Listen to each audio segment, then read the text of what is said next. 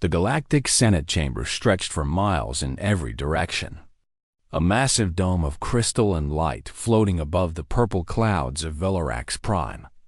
And inside it sat representatives from over 4,000 spacefaring civilizations who had gathered to discuss matters of war and peace and everything in between. Ambassador Elena Vasquez stood at the podium reserved for minor species, the one tucked away in a corner where the lighting was poor and the acoustics even worse.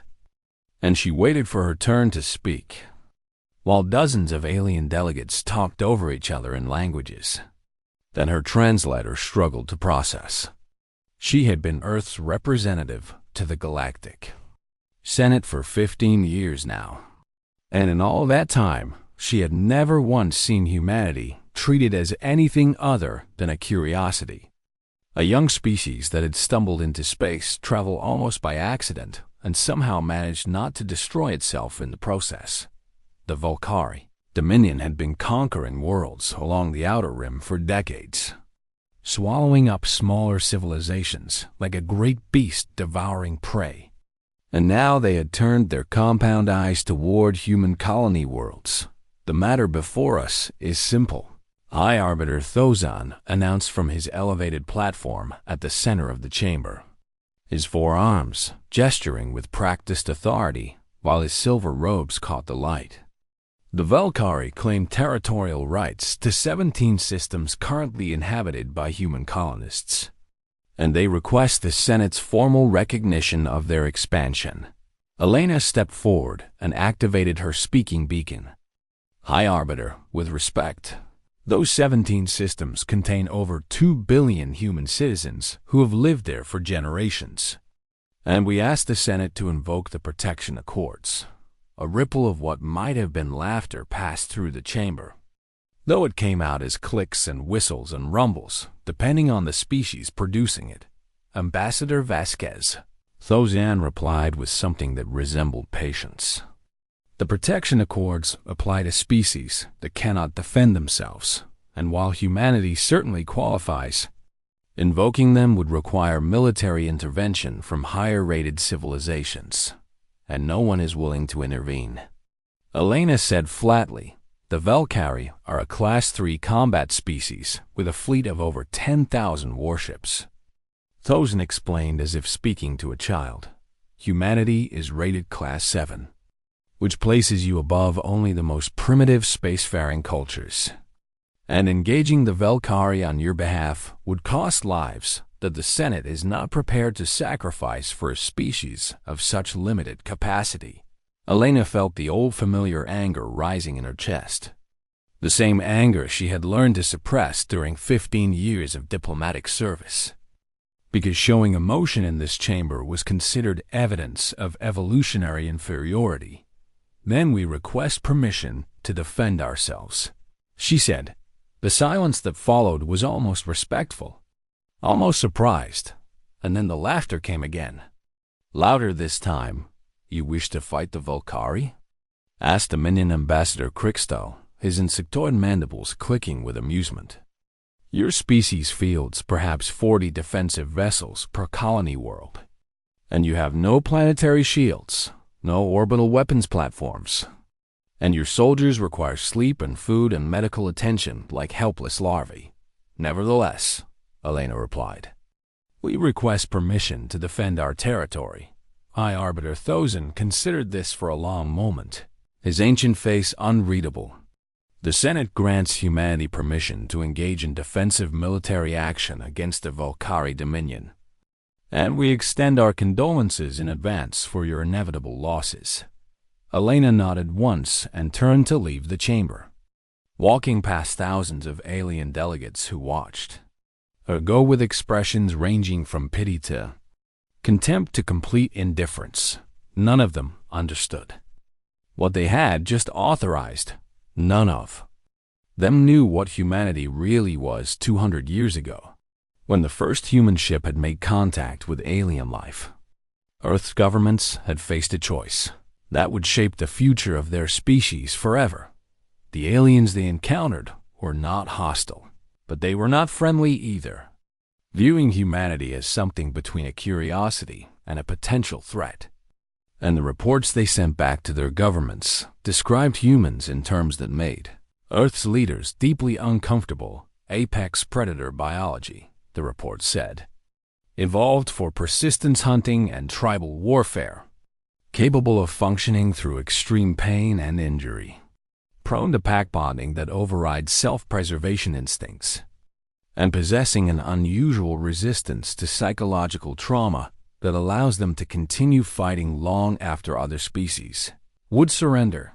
The aliens were scared of humans. Elena knew, scared of what humans might become if they were allowed to develop without restrictions. And so Earth's unified government had made a decision. They called it the Constraint Protocols. Humanity would limit its military production to 2% of its total economic output, ensuring that they would never appear threatening to their galactic neighbors.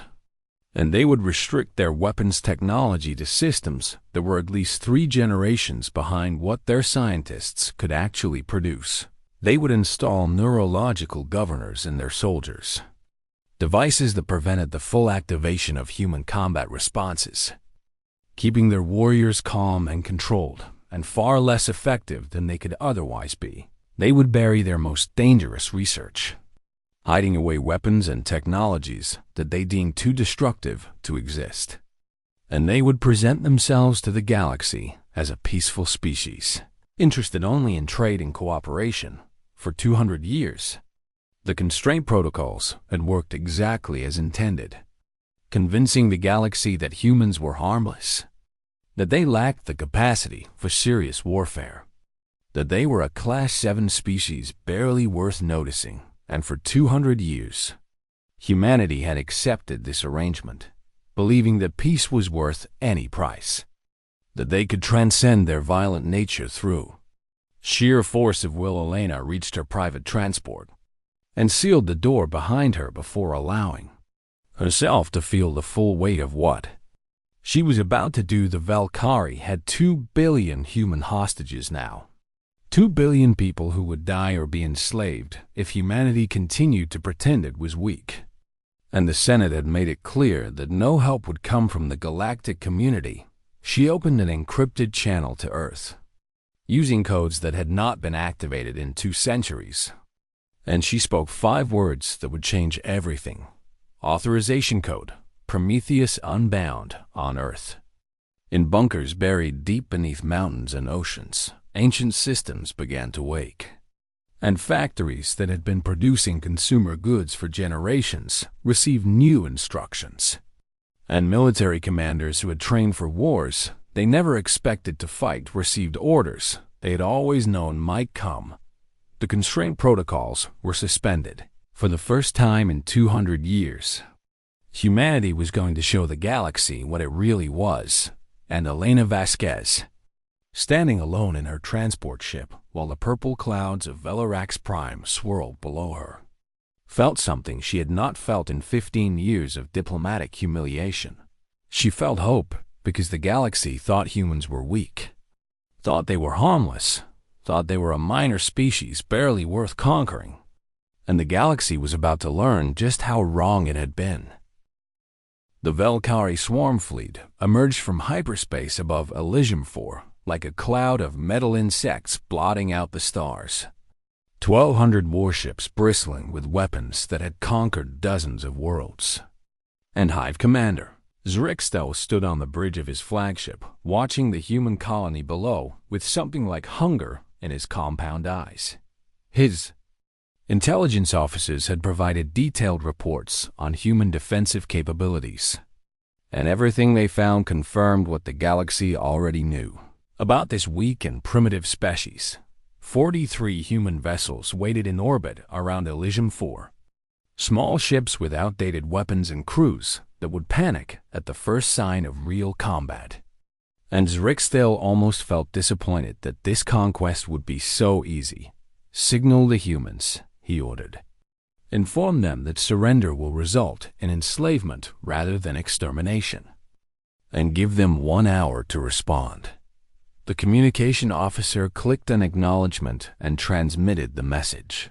and Zrikstal settled back to wait, confident that the humans would do what humans always did when faced with superior force. They would run Admiral Yuki. Tanaka received the Valkyrie surrender demand on the bridge of the HSS Defiance, and she read it twice before allowing herself a small smile that her crew pretended not to notice. "Signal the fleet," she said calmly. "Execute standard defensive retreat. Pattern 7. Her officers exchanged glances, but followed the order without question. And 43 human ships began to fall back toward the planet in a formation that the galaxy had seen many times before. The same cautious retreat that had convinced everyone that humans lacked the courage for real warfare. The Valkyrie fleet surged forward to pursue, exactly as Tanaka had expected, spreading their formation to encircle the fleeing human vessels. And Hive Commander Zrikstal broadcast a message to his own fleet mocking the cowardice of their prey. "The soft creatures run as predicted," he announced. "Close the net and begin systematic destruction. And save some alive so we can learn how they scream." His ships accelerated to combat speed, weapons charging, sensors locked on the retreating human fleet. And every Valkyrie warrior prepared for the easy slaughter they had been promised. Then, Admiral Tanaka gave an order that no alien had ever heard from a human commander. "All units, execute Doctrine 7, and may God forgive us for what we are about to do." She paused for just a moment before speaking the words that would change everything. No retreat, and no surrender. 43 human ships stopped their retreat as one, spinning on axes that should have killed their crews from the acceleration alone, and charged directly into the heart of the Valkyrie formation across the galaxy. Observers monitoring the battle through long-range sensors assumed they were witnessing mass suicide, a desperate last stand by a doomed species. But then the human ships began to fight in everything the galaxy thought it knew about. Humanity came apart. The Defiance moved through space in ways that violated everything the Valkyrie understood about human technology, accelerating and decelerating at rates that would turn any known species into paste against their own walls. But the human crew inside kept fighting as if physics itself had decided to make an exception for them. Human weapons fired at triple their rated speed, cycling through ammunition that should have overheated the barrels within minutes. And every shot found its target with an accuracy that seemed almost supernatural. Valkyrie ships exploded one after another, their commanders screaming confused orders as they tried to understand what was happening. And still the humans kept coming, kept fighting, kept killing with a fury that nothing in the galactic databases could explain. "What are they doing?" Zrikstal demanded as another cluster of his ships vanished in nuclear fire. "Why are they not dying?" His tactical officers studied the sensor readings with growing horror. "Hive Commander, the human ships have removed their safety limiters.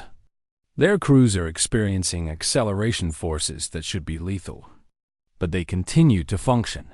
That is impossible. The data does not lie." "Commander, and there is something else." The officer hesitated before continuing. "The humans are not communicating through normal channels. Their ships are moving in perfect coordination without any detectable signals between them, as if they are sharing a single mind." The battle raged for 6 hours. And in those 6 hours, 43 human ships destroyed 847 Valkyrie vessels before the last human warship finally fell silent. Hive Commander Zrikstal surveyed the wreckage of his fleet with something he had never felt before.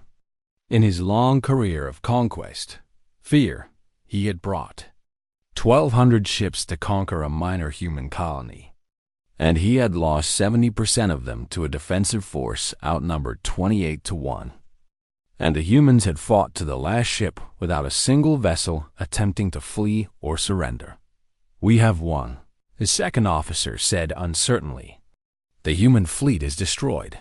"Yes," Zrikstal replied. But his voice held no satisfaction. He ordered his remaining ships to begin landing troops on Elysium 4, expecting to find a terrified civilian population ready to submit to their new masters. And he watched the first dropships descend through the atmosphere toward the planet's major cities. The first reports from the ground came within minutes. Hive Commander, we have encountered resistance. Resistance from what? Their fleet is destroyed. From the humans? Commander, they are fighting us in the streets, in the buildings, in the tunnels beneath the cities. And they are not surrendering.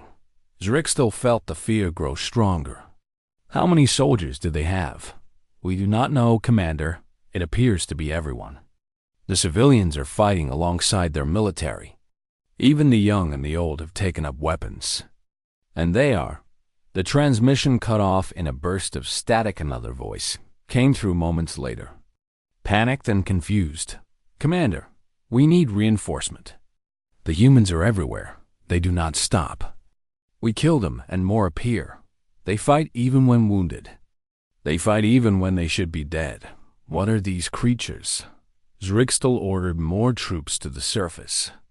Then more again, and the reports kept coming. Each one more disturbing than the last. The humans of Elysium 4 had been colonists and farmers and shopkeepers just days ago. Ordinary people living ordinary lives. But something had changed in them. Something had awakened. And now they fought with a coordination and ferocity that the Valkyrie had never encountered in all their centuries of conquest. A captured Valkyrie commander was dragged before Colonel Marcus Webb in the basement of a destroyed hospital. And the human officer looked at his prisoner with eyes that had not closed in 4 days. You do not understand what we are, Webb said, his voice calm despite the exhaustion that should have broken him long ago. The Valkyrie commander clicked a response. You are vermin, soft creatures who will be crushed. Webb smiled. And there was nothing soft about it. We are persistence predators, he explained. Our ancestors hunted by following their prey for days without rest, walking and walking until the target collapsed from exhaustion. And that instinct never left us. We do not win by being stronger. We win by being the thing that never stops coming. He leaned closer to the Valkyrie commander. Your fleet killed our ships. And we kept fighting. Your soldiers killed our people. And we kept fighting. You can keep killing us forever, and we will keep fighting. Because that is what humans do. We endure and we adapt, and we never give up. The battle for Elysium 4 continued, and across the galaxy, intelligence agencies began to realize that everything they thought they knew about humanity was wrong. Director Serene of the Thoughtful Collective read the classified reports from the front lines and felt something cold settle in her chest. Recommend immediate reassessment of human threat classification. She wrote in her urgent message to the Galactic Council. Current rating of Class 7 is inadequate, and I fear we have made a terrible mistake. On Earth, the Prometheus Unbound Protocol spread through every system and network like fire through dry grass. And a species that had spent 200 years pretending to be harmless began to remember what it really was. The transformation happened so fast that galactic observers could not believe what their sensors were telling them. Factories that had been producing consumer electronics and luxury goods shut down their assembly lines and retooled overnight. And when they started up again, they were building weapons and ships and armor at a pace that should have been impossible for any civilization. Mining operations across the solar system doubled their output and then doubled it again, stripping asteroids and moons of raw materials that flowed back to Earth in an endless stream of cargo. Vessels, shipyards that had been constructing perhaps 30 vessels per year suddenly activated. Expansion protocols that had been dormant since the constraint protocols began. And new construction bays spread across orbital stations like cells dividing and fast forward. But the physical transformation was nothing compared to what happened to the people themselves across human space. Citizens who had lived peaceful lives as teachers and engineers and artists received messages from their governments explaining what was happening, explaining why the constraint protocols existed, explaining what humanity had been hiding from the galaxy for 2 centuries, and instead of panic, instead of fear, the humans responded with something that alien observers found deeply unsettling. They volunteered. Billions of people walked into recruitment centers and offered themselves for military service. Not because they were forced, not because they were desperate, but because 2 billion of their own were trapped on Valkyrie-occupied worlds, and every single human in the galaxy felt that. Lost like a wound in their own flesh, director Serene of the Thoughtful Collective had spent her entire career studying alien species, cataloging their capabilities and weaknesses, and she had always prided herself on her objective analysis, but the data coming out of human space made her question everything. She thought she understood about the universe. This is not possible, she muttered as she reviewed the latest intelligence reports. No species can mobilize this quickly. Number civilization can transform this completely. Her aide, a young analyst named Thuvan, projected the numbers onto her office wall. Human industrial output has increased by 600% in the past month alone, he explained. Their military recruitment has processed over 1 billion volunteers, and their technology development has accelerated beyond anything in our predictive models. How? Serene demanded. They were a Class 7 species. Their infrastructure cannot support this level of production. Director, I believe we may have been mistaken about human capabilities, Thuvan said carefully. Our initial classification was based on observed behavior, not potential capacity.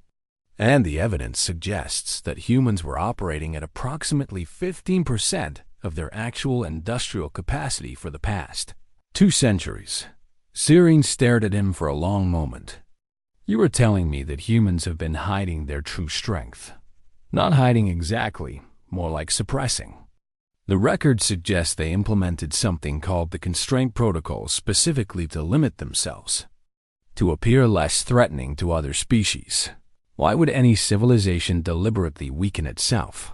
Thuvan pulled up historical documents that human intelligence agencies had recently declassified. Because they were afraid of themselves, Director. Their history is filled with conflicts and atrocities that they wanted to leave behind. And they believed that presenting themselves as peaceful would help them become peaceful. Serene read the documents with growing unease. Records of human wars that had killed hundreds of millions. Weapons that had devastated entire regions of their planet. Centuries of violence that only ended when humans had developed the capacity to destroy themselves completely, and they had stopped. She realized, not because they were forced to stop, but because they chose to stop, because they looked at what they were capable of and decided to become something else. What changed? She asked quietly. The Valkyrie attacked their colonies, Thuvan replied. And the galaxy refused to help, and now the humans have decided that peace requires strength. And they are no longer willing to pretend they are weak on the surface of Elysium 4. The ground war had become something that Valkyrie commanders could not comprehend. Colonel Marcus Webb had not slept in 6 days, and he no longer felt the absence of rest as pain or exhaustion, instead feeling only a cold clarity that kept him focused on the single task of killing invaders and protecting his people. His soldiers were the same. Men and women who had been ordinary citizens a week ago, now fighting with a coordination and endurance that seemed almost supernatural. The neurological governors were gone. The devices that had kept human combat responses suppressed for 2 centuries. And without them, the human brain was free to do what evolution had designed it to do. Adrenaline flooded their systems without limit, allowing them to function through injuries that should have been incapacitating, allowing them to ignore pain and fear and exhaustion in ways that the Valkyrie had never encountered.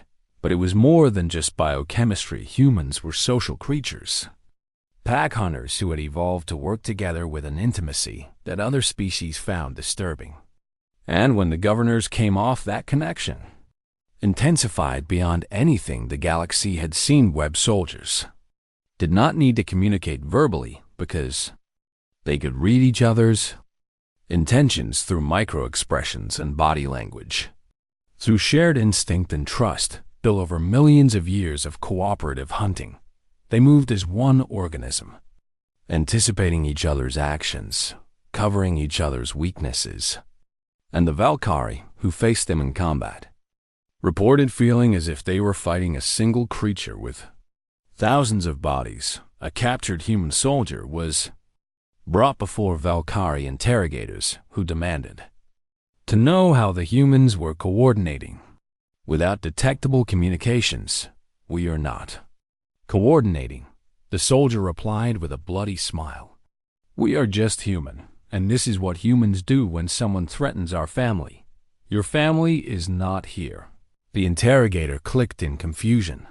Every human is my family, the soldier said simply. Every single one of them, across every world, and you hurt them.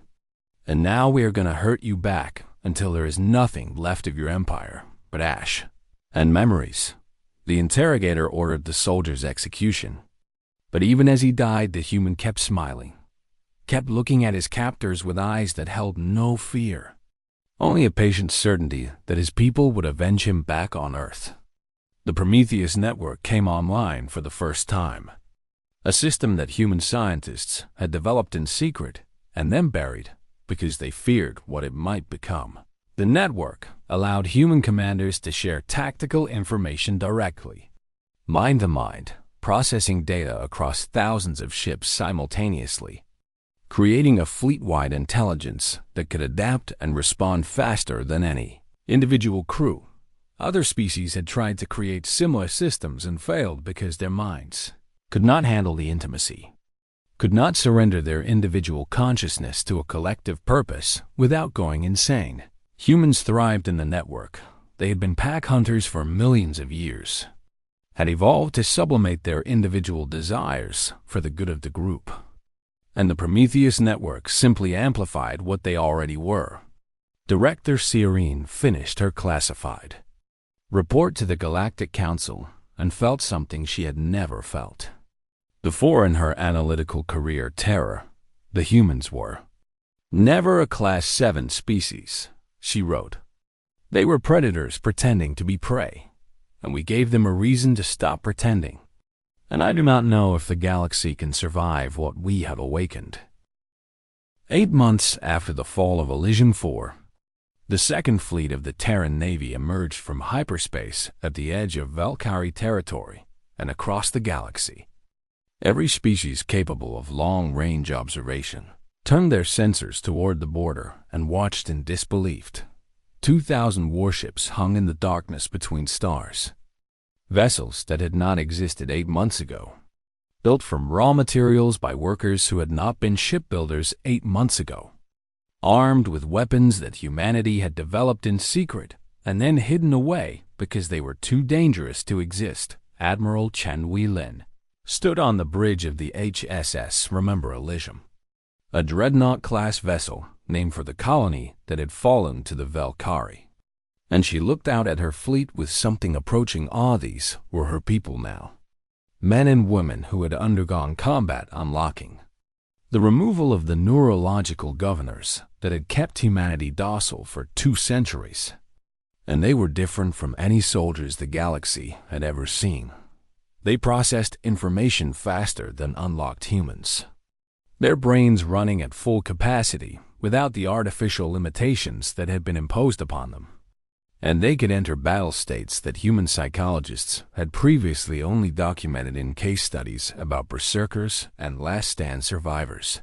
But they were not mindless killers, not animals driven by rage and instinct. They were something far more dangerous. They were humans who had chosen to embrace their nature, who had looked at what they were capable of and decided to use that capability in service of something greater than themselves. and their loyalty to each other and to their species was absolute. Signal from the Valkyrie Defense Fleet. Her communications officer reported. They demand we withdraw or face destruction. Chun smiled without humor. Tell them we are here for our people, and we will not leave without them. And if they stand between us and our citizens, they will die. The message transmitted across the void. And the Valkyrie response came quickly. 3,000 warships moving into attack formation. Confident in their numerical superiority, they had learned nothing from Elysium if Vavel of the Valkyrie border lasted 12 hours. And in those 12 hours, the galaxy witnessed something that would haunt their collective memory for generations. Human ships did not fight like ships. They fought like a single organism with 2,000 bodies. Each vessel knowing exactly where to be and what to do without any visible coordination. The Prometheus network, linking them into a tactical intelligence that could process and respond to threats faster than any individual commander vel. Carry captains found their maneuvers anticipated before they could execute them. Their attack patterns countered before they could form. Their ships targeted and destroyed with an efficiency that seemed almost mechanical. But it was not mechanical. It was human, deeply and terrifyingly human, when a human ship took critical damage.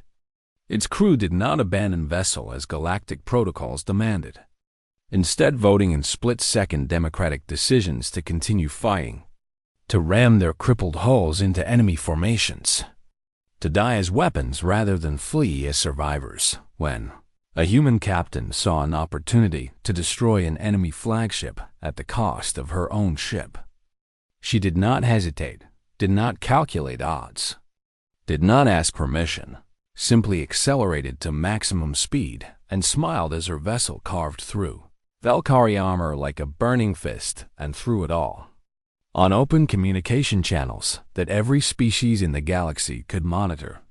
The humans were laughing, not cruel laughter. Not the mockery of sadists enjoying violence, but something else entirely. The laughter of people who had been afraid for so long and had finally stopped being afraid. The laughter of predators who had remembered what they were. Hive Commander's Rigstal watched his fleet disintegrate around him and felt the same fear he had felt on Elysium 4.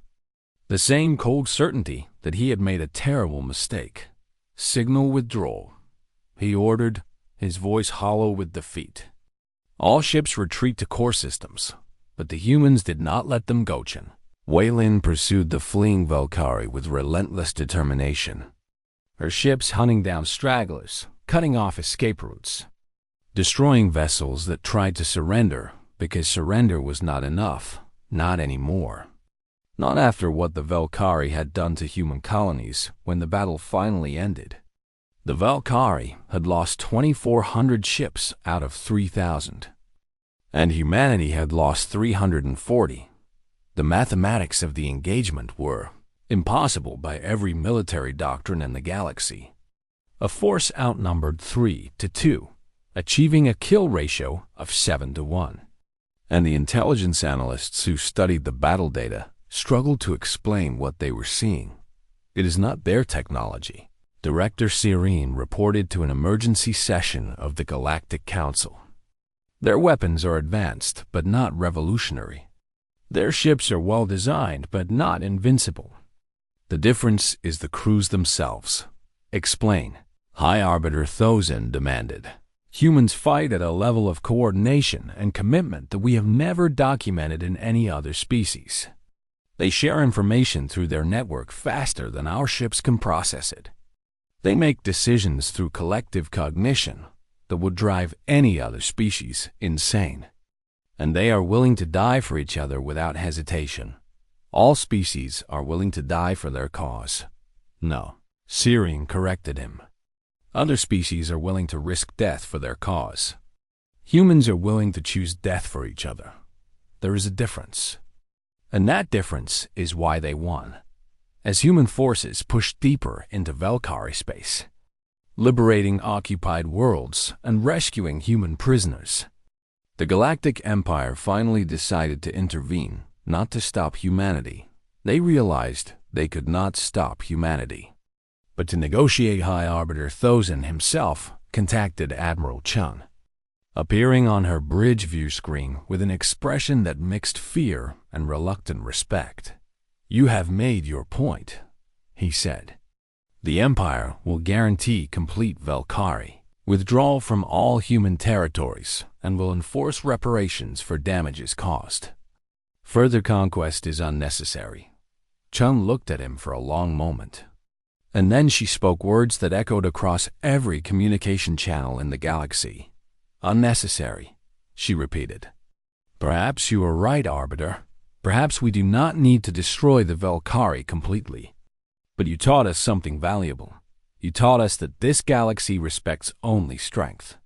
And so we are showing you our strength." She leaned forward, and her eyes held no mercy. "We accept your terms. But understand this clearly. The constraint protocols are gone. We will never again pretend to be weak. And if anyone threatens our people again, we will respond exactly as we have responded here. You cannot threaten the entire Empire." Thousand protested. "We are not threatening anyone," Chun replied. "We are making a promise, and humans keep their promises." The ceasefire was signed 3 days later, and humanity withdrew from Valkyrie space. But they did not withdraw from the memory of what they had done. The galaxy had seen what happened when humans stopped holding back, and the galaxy was afraid. 1 year after the end of the HFY War, the Galactic Senate Chamber looked exactly the same as it always had. The same crystal dome floating above the purple clouds of Valarax Prime. The same representatives from 4,000 spacefaring civilizations gathered to discuss matters of war and peace. But everything had changed. Ambassador Elena Vasquez walked to the central podium, the one reserved for major powers, the one where the lighting was perfect and the acoustics carried every word to every corner of the massive chamber. And she felt the weight of 4,000 alien gazes following her every movement. No one laughed now. No one made dismissive comments about human weakness. The seat reserved for the Valkyrie Dominion was empty. Their empire reduced to a handful of core systems, their military shattered beyond recovery. Their representative too ashamed to appear before a galaxy that had watched them lose to a species they had called vermin. Distinguished representatives. Elena began, her voice calm and measured. "I come before you today to announce a new chapter in galactic history." The chamber was silent in a way it had never been silent for a human speaker before. For 200 years, humanity accepted a place at the margins of galactic civilization. We limited ourselves, constrained ourselves, hid our true nature because we believed that peace required us to be weak. She paused and looked around the chamber, meeting eyes and sensors and whatever other organs these alien species used to perceive the world. "We were wrong." A murmur passed through the assembly. Nervous and uncertain, the constraint protocols were not weakness. They were an attempt to become something better than what we were. Our history is filled with violence and cruelty that we wanted to leave behind. And we thought that if we pretended to be peaceful long enough, we might actually become peaceful. Elena shook her head slowly. "But you taught us that the galaxy does not reward restraint. You taught us that being harmless invites exploitation. And when the Valkyrie came for our people, not a single species in this chamber was willing to help us." The silence grew heavier, guilty in a way that many delegates did not want to acknowledge. "So now you get us as we are. Not the humans who were trying to transcend their nature, but the real ones. The persistent predators who conquered our own planet through sheer stubborn refusal to die. The pack hunters who will do anything to protect our own." High Arbiter Thousand leaned forward, his ancient face troubled.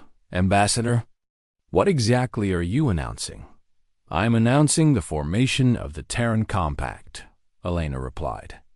"An alliance of species under human protection. Any civilization that joins the Compact will receive military defense against external threats. economic support for development, and access to human technology. The murmur became a roar of competing voices, some outraged, some intrigued, some afraid. "This is imperialism," shouted the representative from the Keth hegemony. "You are building an empire." Elena smiled.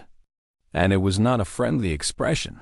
No, imperialism is what the Valkyrie did, what your own hegemony does to lesser species every decade. What this Senate has allowed and enabled for thousands of years because no one wanted to challenge the status quo. She spread her hands. "We are offering something different. We are offering protection to species who want it. And we are asking first. The compact is voluntary. No one will be forced to join. No one will be punished for refusing. And what do you want in return?" Thosen asked carefully. "We want oversight of military development for compact members. We want to ensure that no species under our protection develops weapons that could threaten humanity. And we want representation in compact governance. You want control. We want safety," Elena corrected him. "For 200 years, we trusted this galaxy to treat us fairly, and we learned that trust was misplaced. Now we will build our own security, and we will extend that security to anyone who wants to share it." In the days that followed, 17 species applied to join the Terran Compact, most of them small civilizations that had spent centuries living in fear of larger predatory empires. Species that had been exploited and conquered and ignored by a galactic order that valued only strength. Humanity gave them strength. Human warships appeared in their systems. Human technology upgraded their defenses. Human advisors helped them build economies that could stand on their own. And for the first time in their histories, these species could look at the galaxy without fear. Other powers protested, called it expansion by another name, warned that humanity was building something dangerous, but they did not intervene.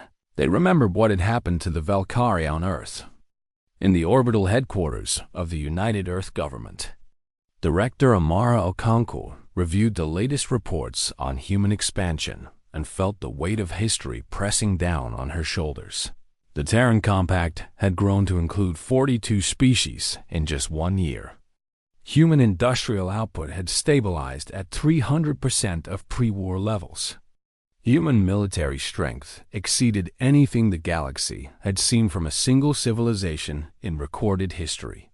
Her aide, a young diplomat named James Chen, who happened to be the nephew of Admiral Chen Weilin, stood by the window looking out at the blue planet below. "Director, are you concerned about what we are becoming?" Okonkwo considered the question for a long moment before answering. "I spent my entire career trying to help humanity find its place in the galaxy, trying to prove that we could be trusted, that we were not the monsters our history suggested we might be." She turned away from her reports and joined him at the window, and then the Valkyrie came. "And the galaxy abandoned us, and I watched everything I believed fall apart. But we won," James said. "Yes, we won, and now we are building something new. Something that scares me almost as much as it gives me hope." She looked at Earth, still bearing the scars of human history, still healing from the damage her own species had inflicted on it centuries ago. "We spent 200 years pretending we were not dangerous. Maybe that was the lie. Maybe what we are discovering is that humans can be dangerous and moral at the same time. Powerful and principled, we just needed the right reason." James nodded slowly. "And now we have 40 billion reasons. 40 billion humans across dozens of worlds, and hundreds of billions more in the compact species who are counting on us to protect them. To be better than the empires that came before?" Okonkwo returned to her desk and pulled up a holographic display of human space, now dotted with the territories of compact members. "Growing every day, the galaxy is going to learn what happens when humanity decides something matters. And right now, what matters is building a future where no one has to be afraid anymore." She smiled, and it was the smile of a woman who had seen the worst of what her species could do. and had chosen to believe in the best. We are not going to be perfect. We are going to make mistakes, but we are going to try. And if there is one thing humans know how to do, it is how to keep trying no matter how many times we fail. The stars waited outside her window. Billions of them, each one potentially harboring life that might one day join the compact. And Director Okonkwo looked at them with the same expression her ancestors had worn when they first looked up at the night sky and wondered what lay beyond. Curiosity, determination, and an absolute refusal to accept that anything was impossible. That was what it meant to be human, and now the galaxy knew it too.